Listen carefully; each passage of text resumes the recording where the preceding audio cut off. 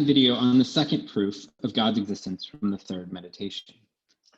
So Descartes gives this proof, in paragraphs 28 to 38 of the meditations, and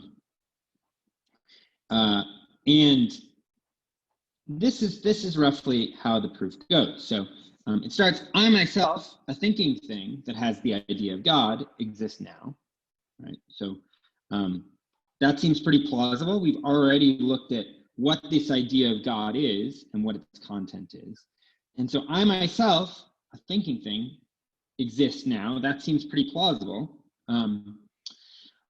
For me, a thinking thing that's step number two, for me, a thinking thing that has the idea of God to exist now, for me to exist now, there must be a cause of my existence, So that's going to be a cause of being. Cause of my existence. Let's see. Cause of being.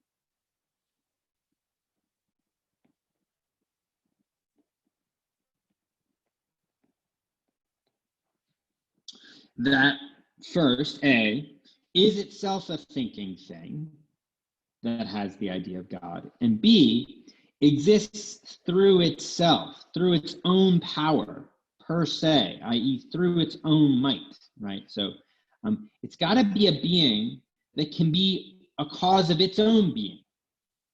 It's got to be a being that can keep itself in existence. So that's not going to be, well, we'll look at what that isn't going to be. So that in a way is the big question. Well, what kind of thing could be a being that exists through its own power, and also be a thinking thing that has the idea of God?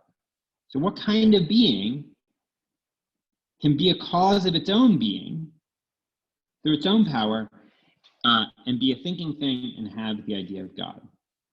Well, that which is itself a thinking thing that has the idea of God and exists through itself is God. Therefore, God exists. And so the idea is, well, only God fits the bill of two, right? Only God is a thinking thing that has the idea of God that can exist through its own power. Only God exists through God's own power as the thinking thing with the idea of God. And so, therefore, God must exist, because that's the only kind of being that could sustain my existence, could be a cause of my being, with my idea of God, right? So just how we saw, Sparta was the cause of being of Leonidas. God is going to be the cause of being of me, with my idea of God.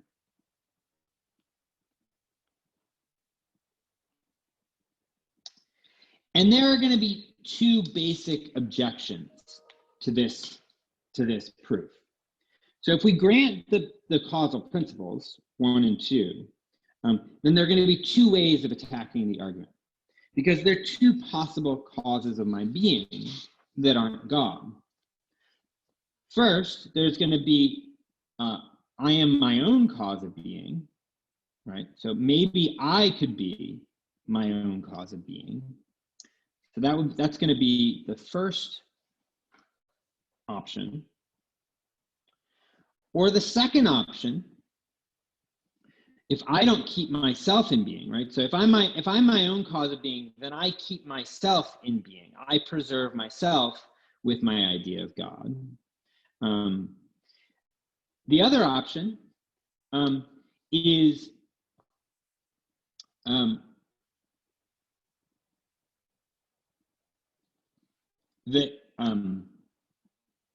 that I derive my being, my existence, from a different being that's like me but less powerful than God. So some other finite being. So something like my parents, or some demon or something like that.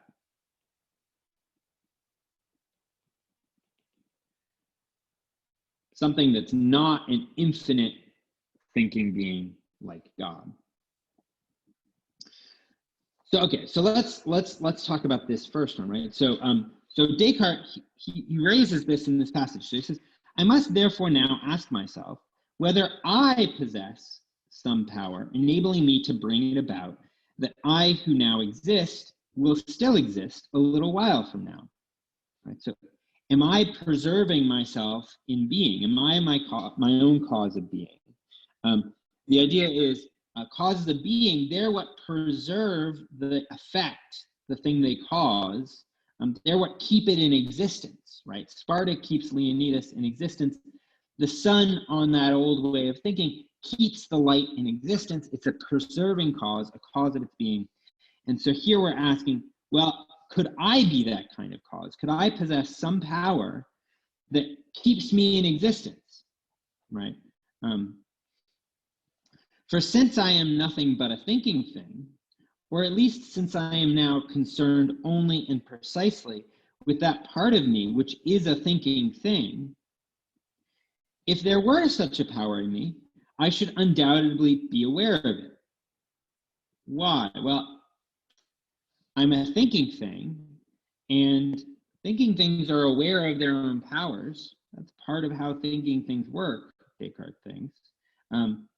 But I experience no such power, and this very fact makes me recognize most dearly that I depend on something being distinct from myself. So if I derive my existence from myself, I mean, what's the problem with that? Well, then I would be God. Why? Well, if I derive my existence from myself, then my being would be completely independent, right? I would preserve my own existence. I would be the source of my own being. So in bringing about my being, I wouldn't depend on anything else. I would be self-sufficient. I would exist through my own power, right, per se. Right? I would be, the cause. So here I am. I would be the cause of my own being. But if I was the source of my being with my idea of God, then I would be the source of perfect infinite being. Why? Well, in my idea of God, I have the idea of a thinking thing that's perfect. That is, it's a thinking thing that has all of the perfect modes a thinking thing can have. Right? That's just the nature of my idea. Right? We saw in the first proof that the content of my idea of God is it's an idea of a thing that's thinking that has all of the possible perfections of thinking things. Now, since I'm the source of my own being, I have the power to preserve a thinking substance in its existence. I have the power to be a cause of being of a thinking substance because I'm the cause of my own being. I'm preserving my own existence on this hypothesis.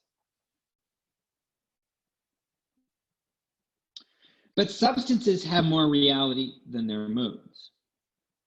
So it takes more power to preserve a substance than it does to give it a mode. So it takes more power to be the cause of my own being, to cause me to exist, than it does to give me any possible mode of thinking things. Thus, since we're supposing that I have the power to preserve myself, to be a cause of my own being, to keep myself in existence by my own might, I also have the power to give myself any mode whatsoever. And if I had the power, then since I'm independent and nothing limits my power, I would use it and make myself a perfect thinking thing. right? I mean, imperfect things strive to be perfect. And since there's nothing impeding my perfection, I would go for it. And I would make myself into a perfect thinking thing. I would give myself those modes of the perfect thinking thing. So I'm perfect. I'm perfect. No, I'm not perfect, right? I desire, I lack knowledge, I can't do all sorts of things. My power is limited in all sorts of ways. I am not perfectly good. I'm imperfect in all sorts of ways. And so I must not have the power to preserve myself or to be the cause of my own being. I must not have the power to sustain a finite substance in existence, because if I had that power, then I would give myself all of the perfections of a thinking thing, but I don't have all of the perfections of a thinking thing. And so I must not have that power. And I mean, you might object to this, right? There's sort of an objection. What's the objection? Well, but I do preserve myself, the objector says. I eat breakfast. I avoid buses. I pay my heating bill. I pay my mortgage, etc. Right? So I preserve myself in all sorts of ways. I keep myself in existence in all sorts of ways, says the objector. Bad objection. Why? Well, right now, I'm only a thinking thing. So I can't be sure that I eat breakfast, etc. And as a thinking thing, I don't find any power to preserve myself within me. Right? I don't find any power to preserve myself within me. I have some powers. I understand, say the sun. I affirm I am, I exist. I doubt that I have a body. But I never find the power among these powers. I preserve my own being. I am the cause of my own being. So I must be preserved as a thinking thing by a power outside of myself, right? The power to be a cause of my own being does not seem to be one of my own powers. And so it can't be me that's keeping me in existence. It's got to be something else. It's got to be something else. Well, what could it be other than myself? Well, it could be another finite thing, or it could be an infinite thing. So let's look at the second objection. Well, maybe it's another finite thing. Well, Descartes thinks you might think this if you were confusing causes of becoming from causes of being, right? I mean, it's true that my causes of becoming are other finite things that are kind of like me, like my parents. It's true that I have causes of becoming that are like that, but I don't have causes of being that are like that, right? So I can only get my being with my idea of God from something with a being and that has the idea of God, right? So I can only get my being with my idea of God from something with being and with an idea of God, but that thing must have gotten it from somewhere. So supposing I maybe got that from my parents, right, even though they're only causes of becoming, supposing that I got my being and my idea of God from my parents, well, they must have gotten that idea of God and that being from somewhere else. And now we're off on a regress. We're off on a regress to God, for only God could have originally given this idea of God. Thus, since God must cause me, a thinking thing, with the idea of God to exist, God must exist. And so that's the second proof. In the next video, we'll turn to how Descartes treats very quickly at the end of the third meditation whether or not God is a deceiver. And by seeing his quick treatment of that at the end of the third meditation, we'll be ready to turn to the fourth meditation in the following videos.